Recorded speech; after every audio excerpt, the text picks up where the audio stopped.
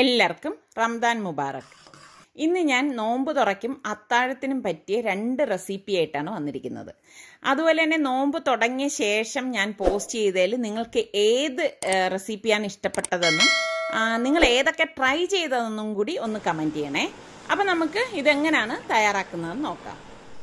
അപ്പോൾ ഇതിൻ്റെ മസാല ഉണ്ടാക്കാൻ വേണ്ടി ഞാൻ 2 വലിയ പീസ് പട്ട, 5 ഗ്രാമ്പു, 5 ഏലക്കായ, ഇതുപോലെ ഒരു ഡ്രൈ ലെമൺ, ഉണക്ക നാരങ്ങ നമുക്ക് വാങ്ങിക്കാൻ കിട്ടും കേട്ടോ. എന്നിട്ട് അതിൻ്റെ കുരു എല്ലാം മാറ്റിയ ശേഷം നമ്മൾ ഇതുപോലെ ഒന്ന് മുറിച്ച് മിക്സിയുടെ ജാറിലേക്ക് ഇട്ട് കൊടുക്കണം. പിന്നെ 1 ടേബിൾ സ്പൂൺ കുരുമുളക്, 1.5 ടീസ്പൂൺ ചെറിയ ജീരകം അതായത് ക്യുമിൻ സീഡ്, 2.5 ടേബിൾ സ്പൂൺ മല്ലിപ്പൊടി, പിന്നെ സാഫ്രോൺ കുങ്കുമപ്പൂവ്, ഇതുപോലെ ഒരു നുള്ള്, പാകത്തിനുള്ള ഉപ്പ്, ഇത്ര ഇട്ടിട്ട് ഒന്ന് അടിച്ചെടുക്കും. പിന്നെ കൂട്ടത്തിൽ നമ്മൾ മഞ്ഞൾപ്പൊടിയും കൂടി ഇട്ട് വേണം പൊടിച്ചെടുക്കേണ്ടത് കേട്ടോ. ഞാൻ വിട്ടുപോയതാണ്, അതുകൊണ്ട് ഞാൻ ഇനിയാണ് മഞ്ഞൾപ്പൊടി ചേർക്കുന്നത്. അപ്പോൾ നമ്മൾ ചിക്കൻ എല്ലാം ഇതുപോലെ കഴുകി ഒന്ന് വരഞ്ഞെടുത്ത് വെച്ചിട്ടുണ്ട്. അത്യാവശ്യം വലിയ പീസായിട്ടാണ് വരഞ്ഞെടുത്തിരിക്കുന്നത്. ഇതിലേക്ക് നമ്മൾ ഈ പൊടിച്ചെടുത്തിരിക്കുന്ന മസാല ഇതുപോലെ ഒന്ന് ഇട്ടിട്ട് എല്ലായിടത്തും ഇതൊന്ന് യോജിപ്പിച്ചെടുക്കണം കേട്ടോ. അപ്പോൾ നമുക്ക് എത്ര വേണം ആ ഒരു സൈസിന് നമ്മൾ ചിക്കൻ കട്ട് ചെയ്തെടുത്താൽ മതി. ബാക്കി മസാല നമ്മൾ മാറ്റി വെക്കും.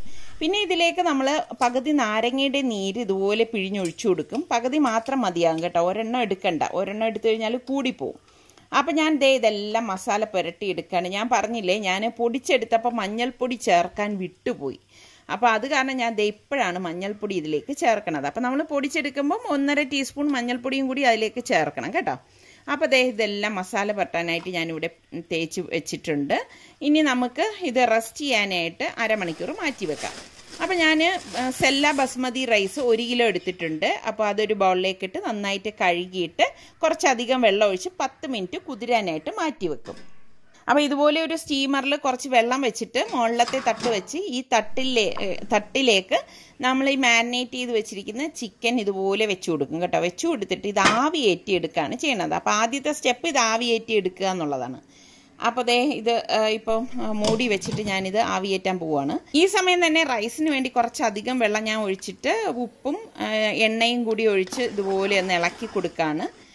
ഇളക്കി കൊടുത്ത് ഇതുപോലെ തിള വരുന്ന സമയത്ത് കഴുകി ഡ്രെയിൻ ചെയ്ത് വെച്ചിരിക്കുന്ന ഈ സെല്ല ബസ്മതി റൈസ് ഇതിലേക്ക് ഇട്ട് കൊടുക്കും. ഇട്ട് കൊടുത്തിട്ട് നന്നായിട്ടൊന്ന് ഇളക്കി കൊടുക്കും കേട്ടോ.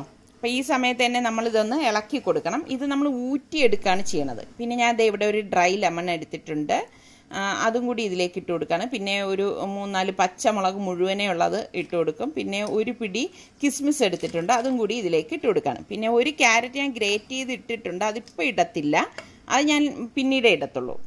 അപ്പോൾ ഇവിടെ ഇത് തിളച്ചത് പെട്ടെന്ന് തന്നെ വെന്ത് കിട്ടും കേട്ടോ. കാരണം നമ്മൾ അരി കുതിർത്തിട്ടല്ലേ വേവിക്കാൻ വെച്ചിരിക്കുന്നത്.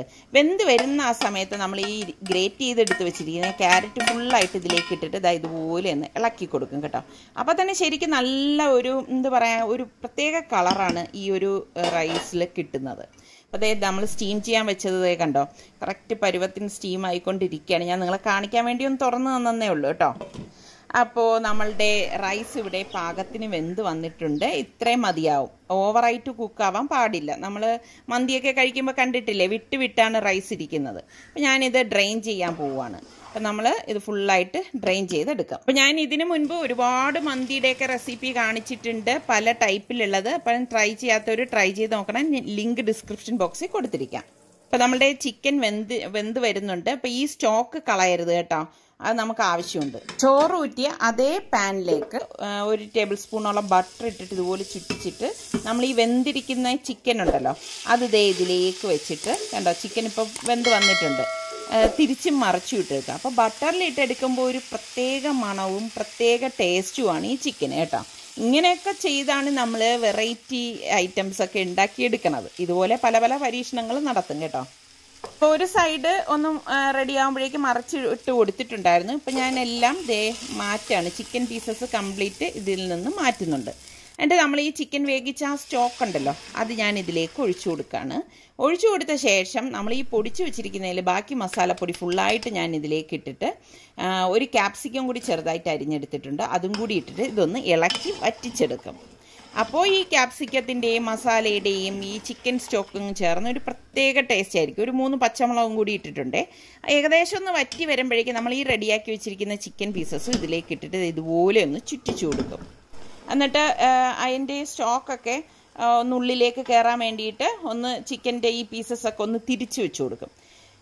ഇതുപോലെ നല്ല ഒരു മണമാണ് കേട്ടോ. അപ്പോൾ ഇത് ഏകദേശം വറ്റി വരുന്നുണ്ട്. ആ സമയത്ത് വീണ്ടും ഞാൻ ഈ ചിക്കൻ പീസസ് ഇതിൽ നിന്ന് മാറ്റുവാണ്. കണ്ടോ, ഇപ്പോൾ എല്ലാം പാകത്തിന് റെഡിയായി വന്നിട്ടുണ്ട്. ഇതിന് മീതെ നമ്മൾ ഊറ്റി വെച്ചിരിക്കുന്ന റൈസ് ഫുള്ളാക്കി ഇട്ട് കൊടുത്തിട്ട് ഞാൻ ഇതുപോലെ ഒന്ന് ഇളക്കി കൊടുക്കും. ആദ്യം കുറച്ചിട്ട് കൊടുത്ത് ഇതുപോലെ ഒന്ന് മിക്സ് ചെയ്ത ശേഷം ബാക്കി റൈസും കൂടി ഇതിലേക്ക് ഇട്ടിട്ട് എല്ലാം കൂടി ഇട്ട് മിക്സ് ചെയ്യണത് കേട്ടോ. അപ്പോൾ നമ്മൾ മന്തിയൊക്കെ വാങ്ങിക്കുമ്പോൾ കണ്ടിട്ടില്ലേ ഇടയ്ക്കിടയ്ക്ക് ഒരു റെഡ് കളറ്, അതുകൊണ്ടാണ് ഞാനിവിടെ പെർമിറ്റഡ് ഫുഡ് കളറ് റെഡ് ഒരു ഡ്രോപ്പേ ഞാൻ ഇട്ട് കൊടുത്തിട്ടുള്ളൂ. എന്നിട്ട് ഇതുപോലെ ഒന്ന് മിക്സ് ചെയ്ത് കൊടുക്കും. ഇത് നിങ്ങൾക്ക് വേണ്ടാന്നുണ്ടെങ്കിൽ ഒഴിവാക്കാം. പക്ഷെ മന്തിയിൽ നമ്മൾ ഇതൊക്കെ ഇട്ടിട്ടാണ് എടുക്കുന്നത് കേട്ടോ. നമ്മൾ മന്തിയൊക്കെ വാങ്ങിക്കുമ്പോൾ നോക്കിക്കഴിഞ്ഞാൽ നിങ്ങൾക്ക് മനസ്സിലാവും. അതിനുശേഷം നമ്മൾ റെഡിയാക്കി വെച്ചിരിക്കുന്ന ചിക്കൻ പീസസ് ഞാൻ ഇതുപോലെ ഇതിന് മീതെ വെച്ചിട്ട് ഇതുപോലെ ഒരു ചെറിയ ഒരു തട്ട അടുപ്പ് വച്ചിട്ട് ഞാൻ ചാർക്കോൾ കത്തിച്ച് ഇതുപോലെ വെച്ച ശേഷം കുറച്ച് ഓയിൽ ഇതിന് മീതെ ഒഴിച്ചു കൊടുക്കും. അപ്പോൾ എന്നിട്ട് മൂടി വയ്ക്കും. നല്ല ഒരു സ്മോക്കി സ്മെല്ലായിരിക്കും. എന്നിട്ട് ഒരു 10 മിനിറ്റ് കഴിഞ്ഞ ശേഷം അടപ്പ് മാറ്റിയിട്ട് നമുക്ക് ഈ മന്തി സെർവ് ചെയ്യാവുന്നതാണ്. കണ്ടോ, മന്തി റൈസൊക്കെ നല്ല വിട്ട് പാകത്തിന് റെഡിയായി വന്നിട്ടുണ്ട്. സൂപ്പർ മണമാണ്. നമ്മൾ മന്തി ഉണ്ടാക്കിയ ഒരു 10 വീട് വരെ ഇത് മണക്കും കേട്ടോ, അത്ര മണമാണ്. അപ്പോൾ ട്രൈ ചെയ്യാത്തവർ ഈ മന്തി ഒന്ന് ട്രൈ ചെയ്ത് നോക്കിയിട്ട് എനിക്കൊന്ന് ഫീഡ്ബാക്ക് തരണേ.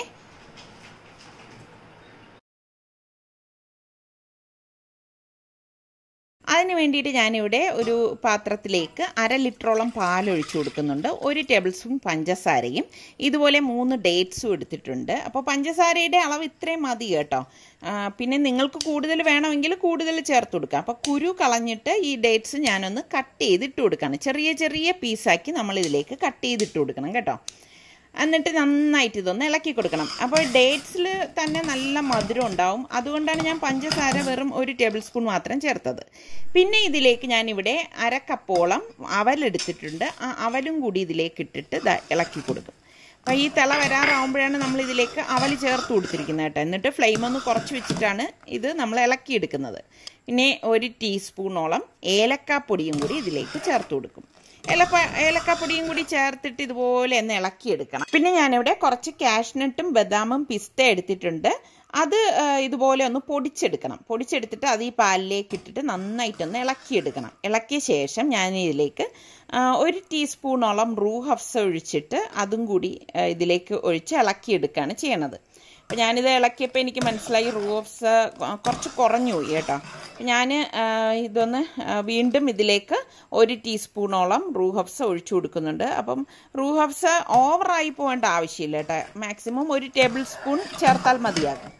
അപ്പോൾ ഇതൊന്ന് ഇളക്കിയെടുത്ത ശേഷം ഞാൻ മറ്റൊരു ബൗളിലേക്ക് ബേസിൽ സീഡ് കുതിർക്കാനായിട്ട് കുറച്ച് വെള്ളം ഒഴിച്ച് ഒന്ന് ഇളക്കിയിട്ട് മാറ്റി വെക്കും കേട്ടോ. അപ്പോൾ ബേസിൽ സീഡ് പെട്ടെന്ന് തന്നെ കുതിർന്ന് കിട്ടും. പിന്നെ നല്ല പഴുത്ത പാളയംകോടൻ പഴം ഞാനൊരു 10 എണ്ണം എടുത്തിട്ടുണ്ട്. അപ്പോൾ അത് ഇതുപോലെ ഒരു ഫോർക്ക് കൊണ്ട് ഉടച്ചെടുക്കുകയാണ്. അപ്പോൾ കൈ കൊണ്ട് ഉടച്ചെടുത്താലും മതി കേട്ടോ, മിക്സിയിലിട്ട് അടിച്ചെടുക്കരുത് കേട്ടോ. ഞാൻ ഇത് ഫോർക്ക് കൊണ്ട് എല്ലാം നന്നായിട്ട് ഉടച്ചെടുത്തിട്ടുണ്ട്. ഇതിലേക്ക് നമുക്ക് ഈ കുതിർത്ത് വെച്ചിരിക്കുന്ന ബേസിൽ സീഡും കൂടി ഇട്ട് കൊടുക്കാം. ഇതേ കണ്ടോ, ഇതിപ്പോൾ കറക്റ്റ് പരുവാണ്. പിന്നെ നമുക്ക് 1 കപ്പോളം കോൺഫ്ലേക്സ് ഞാൻ എടുത്തിട്ടുണ്ട്. ആ 1 കപ്പ് കോൺഫ്ലേക്സും കൂടി ഇട്ടിട്ട് എല്ലാം കൂട്ടിയിട്ടൊന്ന് മിക്സ് ചെയ്ത് കൊടുക്കാം. ഇതുപോലെ ഒന്ന് മിക്സ് ചെയ്ത ശേഷം നമ്മൾ ഈ തിളപ്പിച്ച് വെച്ചിരിക്കുന്ന പാൽ ഇതിലേക്ക് ഒഴിച്ചു കൊടുക്കുകയാണ് ചെയ്യണത്. ഫുള്ളായിട്ട് ഇത് ഒഴിച്ചിട്ട് നല്ലതുപോലെ ഒന്ന് ഇളക്കി കൊടുക്കും. അപ്പോൾ ഇതിപ്പോൾ നമുക്ക് വേണമെങ്കിൽ നന്നായിട്ട് ഫ്രിഡ്ജിൽ വെച്ച് തണുപ്പിച്ചിട്ട് വേണമെങ്കിലും കഴിക്കാം കേട്ടോ. അത് നല്ല ടേസ്റ്റാണ്. അതല്ല ചൂടോട് കൂടിയിട്ട് വേണമെങ്കിൽ അങ്ങനെയും കഴിക്കാം കേട്ടോ. അതൊക്കെ നിങ്ങളുടെ ഇഷ്ടം അനുസരിച്ച് കഴിച്ചാൽ മതി. അപ്പോൾ ഇത് കുട്ടികൾക്ക് പലർക്കും അത്താഴം കഴിക്കാൻ ഭയങ്കര മടിയായിരിക്കും അല്ലേ. അവർക്ക് അത്താഴത്തിന് എഴുന്നേൽക്കുന്ന ഒരു ബുദ്ധിമുട്ട് ഓർത്തായിരിക്കാം കൊച്ചു കുട്ടികളൊക്കെ അത്താഴം കഴിക്കാൻ മടി കാണിക്കുന്നത്. അപ്പോൾ അവർക്കൊക്കെ ഈ ഒരു ഷേക്ക് നിങ്ങൾ തയ്യാറാക്കി കൊടുക്കുകയാണെങ്കിൽ അവർക്ക് എന്തായാലും ഇഷ്ടപ്പെടും കേട്ടോ. അപ്പോൾ ട്രൈ ചെയ്ത് നോക്കണം കേട്ടോ. അപ്പോൾ ട്രൈ ചെയ്ത് നോക്കിയിട്ട് എനിക്കൊന്ന് ഫീഡ്ബാക്ക് കൂടെ തരണേ. അതുപോലെ തന്നെ നമ്മളുടെ സലു കിച്ചൻ ഇനിയും സബ്സ്ക്രൈബ് ചെയ്യാത്തവരുണ്ടെങ്കിൽ സബ്സ്ക്രൈബ് ചെയ്യാനും തൊട്ടടുത്ത് കാണുന്ന ബെല്ലൈക്കൺ ഒന്ന് പ്രസ് ചെയ്യാനും മറന്നു പോരുതേ. അപ്പോൾ നമ്മൾ ഇത് ഗ്ലാസ്സിലേക്ക് സെർവ് ചെയ്ത ശേഷം കുറച്ച് റൂഹ് അഫ്സയും പിന്നെ കുറച്ച് കോൺഫ്ലേക്സും കൂടി ഇതുപോലെ വെച്ചിട്ടൊന്ന് ഗാർണിഷ് ചെയ്തെടുക്കാം. അപ്പോൾ ഇന്നത്തെ ഈ 2 റെസിപ്പിയും നിങ്ങൾക്ക് എല്ലാവർക്കും ഇഷ്ടമായെന്ന് വിശ്വസിക്കുന്നു.